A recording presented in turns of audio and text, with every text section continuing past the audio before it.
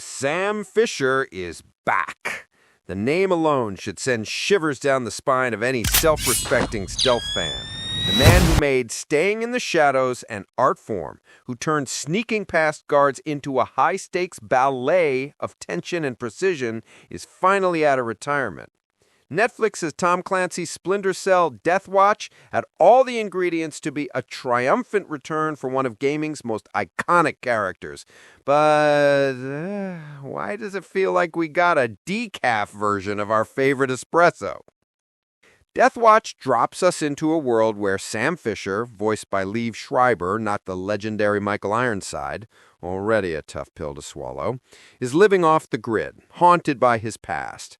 But when a new threat emerges, he's pulled back into the game to mentor a fresh-faced recruit, Zinnia McKenna.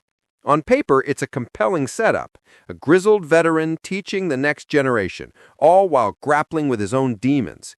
It's the kind of story that could have given us depth, tension, and the moral ambiguity that made the Splinter Cell games so gripping. And for a moment, it almost works. The first act hooks you with its moody atmosphere and the promise of classic Fisher wit and ruthlessness. The animation, while not groundbreaking, has its moments, especially in the action sequences, which are fluid and brutal. There's even a glimmer of the old Splinter Cell magic in the way the show occasionally lingers on the weight of Fisher's choices, the cost of his life in the shadows. But here's the kicker. Splinter Cell was never about running in guns blazing. It was about patience, about the thrill of outsmarting your enemies, about the tension of knowing one wrong move could mean game over. Deathwatch, however, seems to have mistaken stealth for a brief interlude between action scenes. It leans heavily into shootouts and explosions, as if it's afraid to let the silence breathe. The stealth sequences, when they do appear, are over too quickly, replaced by generic action that could belong to any number of lesser spy thrillers. It's like watching someone play Splinter Cell on the easiest difficulty, with all the tension drained out of it. Where's the creeping dread of being caught? Where's the satisfaction of a perfectly executed takedown? Instead, we get Fisher and company blasting their way through enemies like it's Call of Duty Espionage Edition. And then there's Sam himself. Schreiber's performance isn't bad, but it's not Sam Fisher.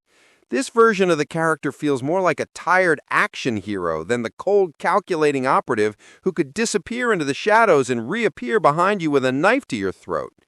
The writing doesn't help either. Fisher's dialogue often veers into cliched, grumpy old man territory, and the emotional beats feel forced.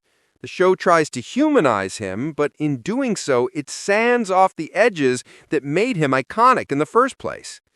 Deathwatch had the potential to be something truly special, a mature, serialized take on a franchise that's always thrived on complexity. Instead, it plays it safe.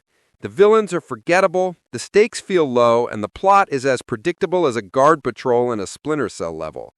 The animation, while occasionally impressive, is often stiff and uninspired, like a budget knockoff of better anime-style adaptations. The pacing is another issue. 8 episodes, 27 minutes each, fly by, but not in a good way.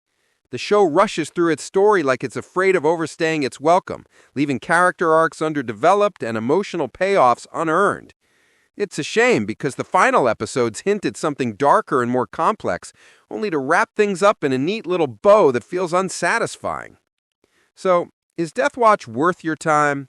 If you're a die-hard Splinter Cell fan, you'll find things to appreciate, but you'll also spend a lot of time sighing at what could have been.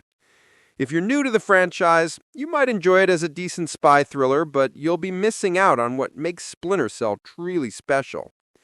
At its best, Deathwatch is a fun, fast-paced action series with a few nods to its stealth roots. At its worst, it's a reminder of how far this franchise has fallen from its glory days.